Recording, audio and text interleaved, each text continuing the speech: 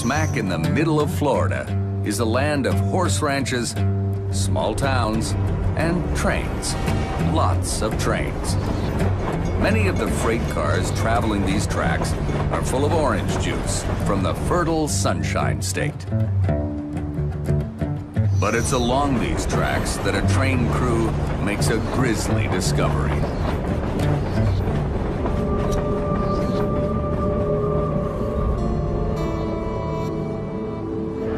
Marion County Sheriff's Captain Patty Lumpkin is on call that day. When we got there, we see the body of what appears to be a young male, maybe in his late teens, early 20s, blood around the head area. You could tell by looking at him that he was dead. And the first thing I do is make sure that we've got our forensics people on the way, our medical examiner on the way, and all of the investigators that we have called out are either there or en route. Lieutenant Jeff Owens is one of those officers.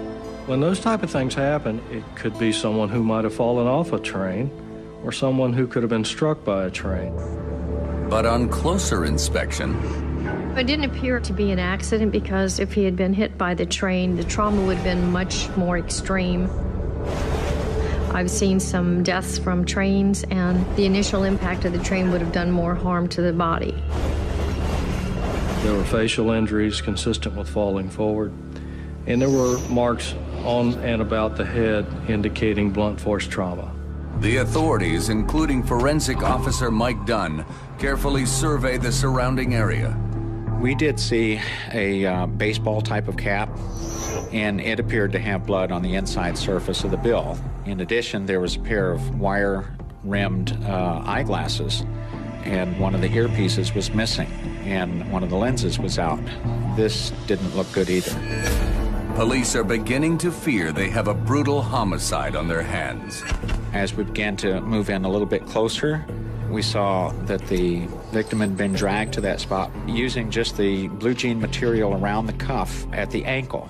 There was some tall grass, and if you can picture in your mind something being pulled along through the tall grass. The grass was pushed down and squished and pressed down by the dragging of the body. It was almost as if the person who did him harm may have been trying to hide the body, but for some reason didn't complete the task.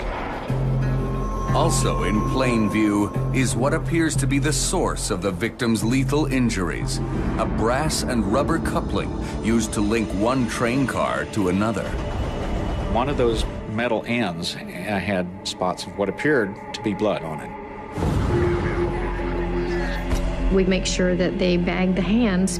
Any DNA under the nails or any kind of transfer of fluids or anything from the perpetrator to the victim is very critical.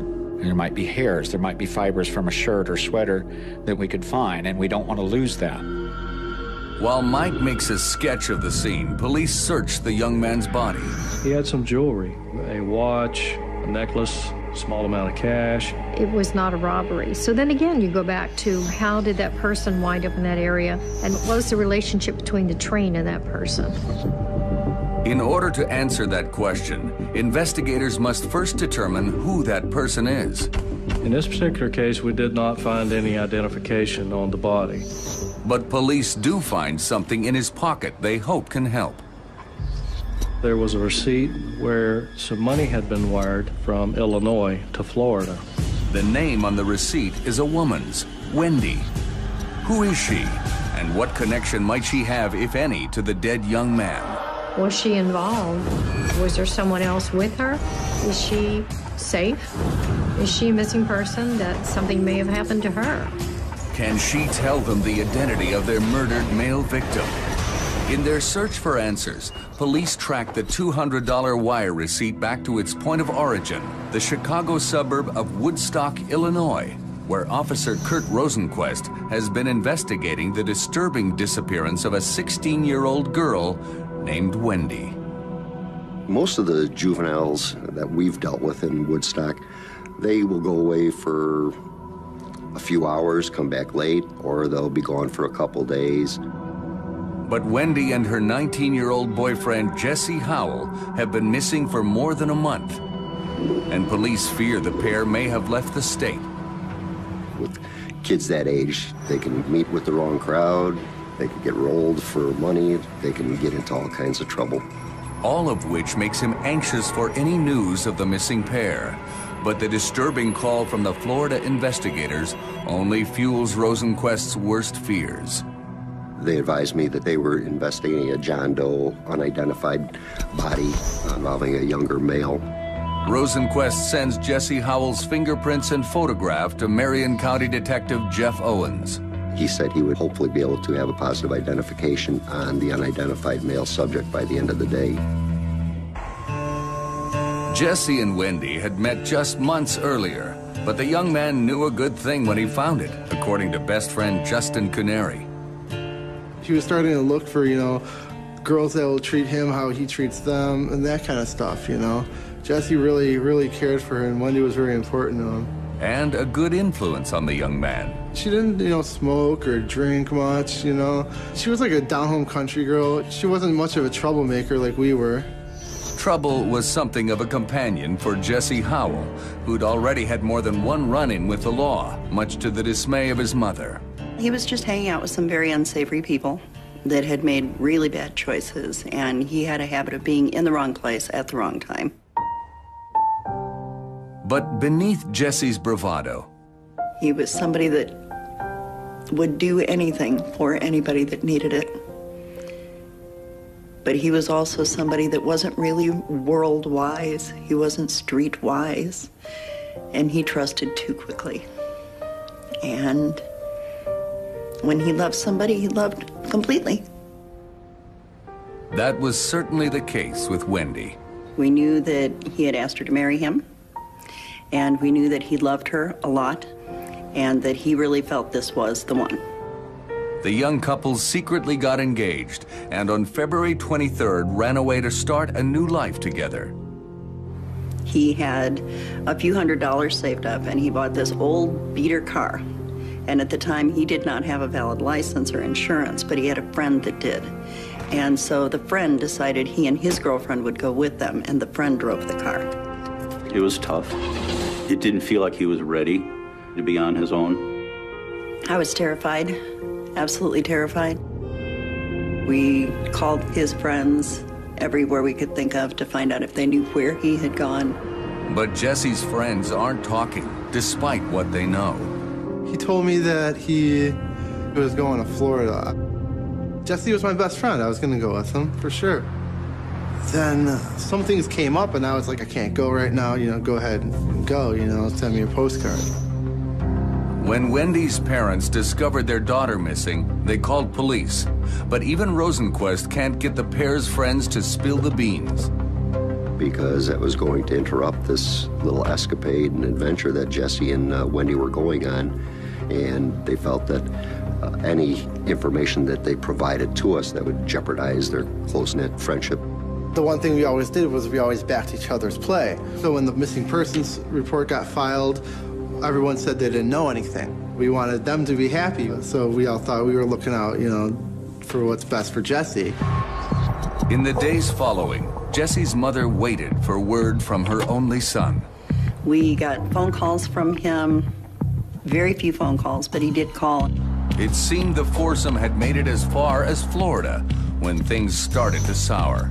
The other couple, I guess they were getting tired and frustrated with Wendy and Jesse having so many arguments that they decided we're just going to leave them. So when Wendy and Jesse went into the truck stop, the other couple took off in the car.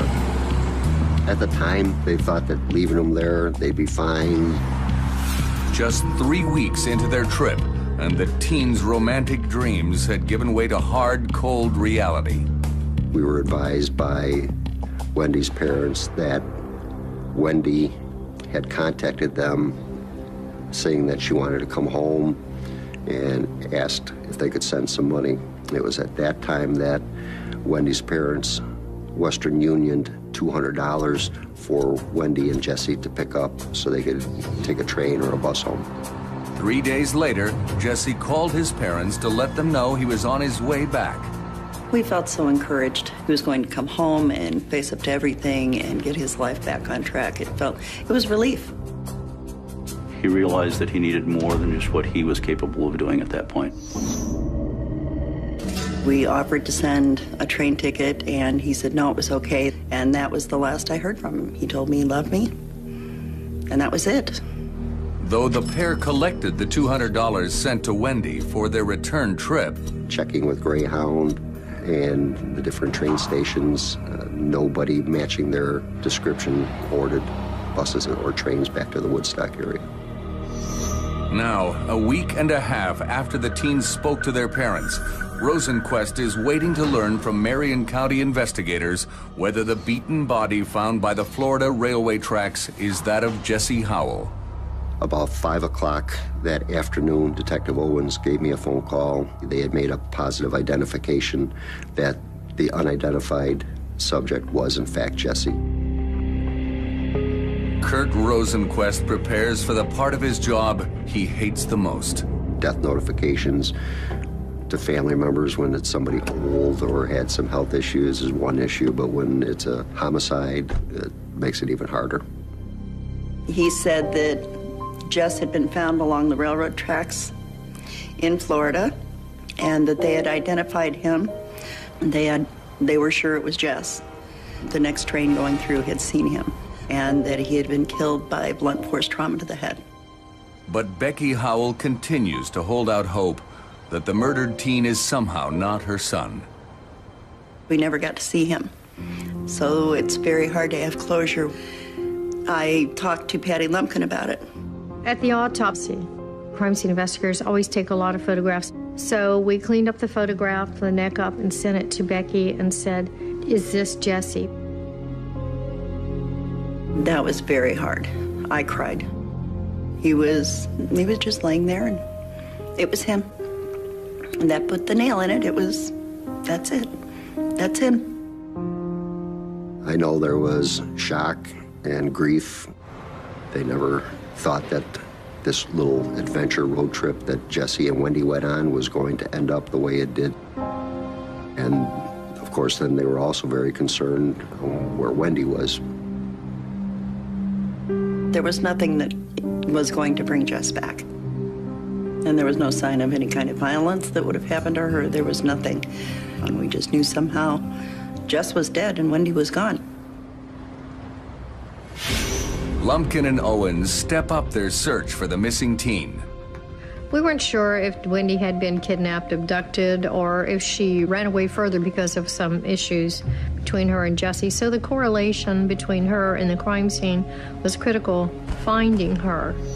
Police use helicopters to scour for miles in all directions, and officers on the ground do a grid search. You're all walking, shoulder to shoulder with the arm's length between you. There's nobody just walking around, because anytime you do that, you can trample on evidence and you can destroy your case. But they find nothing at the scene that leads them to the missing girl or the young man's vicious killer. We don't have that person's hair, DNA, fibers, blood, nothing of that other person that was there.